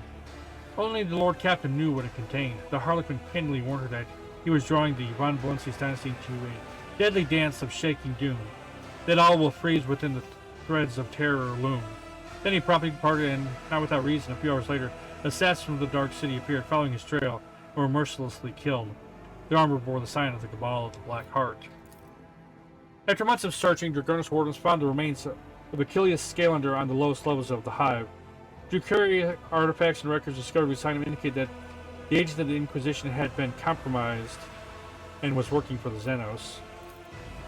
The old Slith Malice did not risk returning to Camargue, where the cult of the Fatal Thirst was exacting vengeance on everyone who helped the Rogue Trader. He took to piracy, forming a crew from the remnants of the Reaving Tempest. Rekindling his old thirst for battle, he seemed to shed a good 100 years off his age, like a snakeskin. The savage deeds that Gordev got a witness on football traumatized him forever. His architectural genius was shattered. Only the rare collection of true connoisseurs held his works, written in a shaky hand. Football, the ultimate void station, and mortuary. Having completed his last journey with his Lord Captain, Abelard Rosarian, with the gracious permission of the Rogue Trader, left his post as the Seneschal and took over the helm of his large family. House Rosarian Rhodes, above its rivals, was never again the target of persecution, even after esteemed patriarch died decades later on his bed surrounded by his grieving loved ones. Abelard's shining memory was blighted only by rumors of a creeping menace in the twilight of his life. Many said they had seen the Seneschal talking to someone unseen in a voice filled with unusual tenderness and sorrow. After the Battle of Epitaph, Argenta was firmly set on the path of his sister Repentia. Her former fervor and zeal gave way to grim, cold resignation. She longed for death, yet death seemed to flee before the former companion of the Lord Captain. Perhaps she could just not find a worthy opponent. Still, things carried on until one day, while fighting heretics in an uncharted world, Argenta threw herself into a massive inferno to strike down a horrendous warp spawn. Her comrades saw only shadows in the fire and heard the beast's dying bellow. The flames burned for several days. When they finally subsided, Argenta's body was found among the charred rubble, lifeless but untouched by the fire. In one hand she held a chainsaw, in the other a shard of the golden Achilles she always kept close to her ever since arriving at the Expanse. The Mercatum Tabula Official unlocked a sea of possibilities for Jai Hadari. She left the Kazbala Commission and became an independent agent. Choosing one's destiny is a unique gift that ordinary mortals would never dare dream of, but Jai was no ordinary mortal. She found new friends, skillfully danced along the life's edge between trade and piracy, stole from the strong, granted mercy to the weak. They even bought a couple of modest planets, and she never ever betrayed herself. Half a century later, a fledgling rogue trader whose name is now forgotten brutally crushed Jai, accusing her of abusing her power. The rogue trader conquered her worlds, exterminated her people, and did everything in her expanse to wipe Jai's name and vulgar deeds from the Expanse's memory. Well, that sucks. When the Lady Navigator's service came to an end, Cassie left the rogue trader and returned to House Rosali's embrace. It was rumored that a new Novator would soon take the throne and the house would be reborn after years of silence. Alas, the inauguration did not come to pass. The discord within the house flared up and turned into a fratricidal war. Lady Cassia died at its outset, taking the lives of many loyalists and renegades with her. The other Navigator houses made efforts to scatter the remains of the once great House Rosalia and to absorb what little was left of it. Years later, House Rosalia was racked by a wave of brutal murders. Known assailants butchered navigators, gouging the Alices out from their chests. Novator Cassia shut herself in the chambers for many days. When she emerged, she wielded the most fearsome weapon House Rosalia had ever seen. She had transformed the Starway Atlas itself into an instrument of destruction. With it, she was able to exterminate the various Xenos encroaching on her house. After celebrating her victory, to everyone's astonishment, she suddenly decided to continue the research that Novator Tiffany had started. It was no secret that she held it in great contempt in the past. The Novator knew that the Star Rail was slowly becoming twisted, and the Xenos would doubtless return, and she had a duty to protect her house. Near to last lived several more years after the Rogue Trader Grand Campaign and Epitaph. Despite her short life, she left behind many legends and tales of her adventures in the Lord kept on the surface, and the terrible warp phenomena that she manifested. Shortly after her death, Adira vanished from her post. Shortly before her death, Jai disappeared with her. When Jai returned many cycles later, she declared that Adira's last day had been full of joy and adventure, and that her greatest pleasure had been watching the Void Whales play. In announcing the discontinuing of the cycle, Amunet collectively installed terror in the hearts of those who revered the theorems of purity, but it gave hope to others. After gathering disciples and recruiting service soldiers from vassal planets, adventured into the worlds of the Screaming Vortex and into the infernal forges of Dark Mechanicus. This march of reindoctrination was meant to seize the stolen secrets of the Omnissiah from the hands of the heretics, temper the cult into a fire of battle, and transform it into a tool for both eradication and comprehension. The fleet disappeared in the darkness, and only rare echoes of its astropathic message were ever intercepted. Unit Abel Hanuman continued his service to the Amunet Collective. In unity with 5 companion minds, he rediscovered the joy of direct cognitive communication, unmarred by inborn otherness. While outwardly silent, he joyfully described the images, concepts, and ideas that the Omnissiah revealed to him. Fulfilling his function, he overflowed with the exultation of efficiency. For many long years, Yulia traveled at the Rogue Trader's side, helping her decipher the secrets of lost Xenos races, lending her the wisdom of her kind. Half a century later, she sensed that it was time to say goodbye. The path of the outcast had come to an end. After bidding farewell to her Elentok, Yulia made her way to her surviving kin. Yulia followed a new path, the path of the warrior. She hoped she would never be forced to raise her weapon against the mortals who had become her true brothers and sisters in arms. Rumor has it that Yulia and Pascal met again among the alien stars. A band of Eldior warriors were trying to protect an ancient planetary edifice of their own people from the coveted service to the Messiah. Upon learning that Yulia was leading Xenos, Pascal personally descended to the planet and struck down his former comrade-at-arms. Her death did not stir any feelings in his metallic heart. After joining the Stormbiters, Ulfar Thunderlung soon became the pack leader, taking the place of Thorvald, who met an honorable end. The new leader sent a message to Fenris stating his intention to remain in the Expanse. There were too many enemies yet lurking in these hunting grounds that deserved the Allfather's wrath.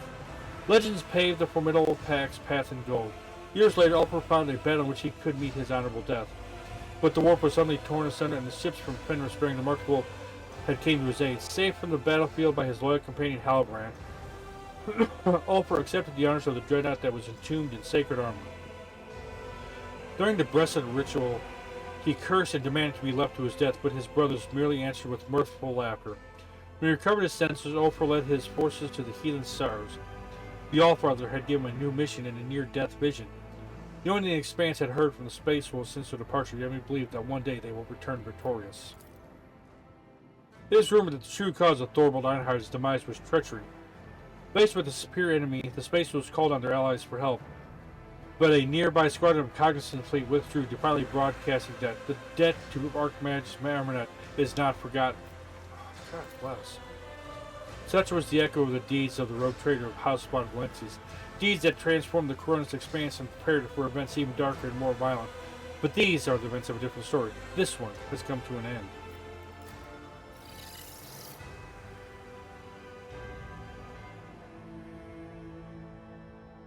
Alright, that concludes Rogue Trader. Holy crap. Everybody has a sad ending. Of course, that's kind of the story of Warhammer 40K. Grimdark, bad stuff happens, so... kind of depressing. Yeah, I'll say I really enjoyed the game. The problem is I played it pretty much almost right after I finished Baldur's Gate 3. And Baldur's Gate 3 was so good, so huge, with no load screens. For every single thing you did in this game, it was a load screen, which kind of took away from the game. But I understand it's really hard to do going grids, galaxy, universe, you know. or grid, solar system, galaxy, with load screens, and then to the planets, and then. But like there were a lot of spots where you go to a room, then you have a door. Where you go to another area, there'd be a load screen. Or like Baldur's Gate 3, you go into a church, abandoned church, find a secret passage, go down. You find like a cellar or whatever. Find something, open up a cavern to the Underdark. Go down there, find another temple, find something else. It was just never ending finding things. So you could go on literally forever, it felt like sometimes. But for what it was still a lot of fun. I'm glad I played it. I'm not sure what the DLCs are going to be. It looks like a new character. I don't know if it's going to be new missions. I don't know when I'm going to play it. But yeah. All in all, you know, if you like CRPGs like this, I would give it a try. The other thing is, I felt like maybe at higher difficulties, leveling matters more, but it felt like the choices I made didn't matter when I was leveling up my character. Like, it was just there. Some of the abilities were nice, but not necessary to be in the game. It just felt like a chore after a while, so. But, like I said, get it on sale and you'll enjoy it. Just be prepared to spend 90 plus hours on it. But yeah, that concludes it. I want to thank you guys for watching. Hope you guys enjoyed this series. If you did, please leave a like, drop a comment, subscribe, all that good stuff. It means a lot, helps the channel grow, and I do appreciate it. Until next time, love you guys. Hope to see you again soon. Take care now. We'll talk to you later. Bye for now.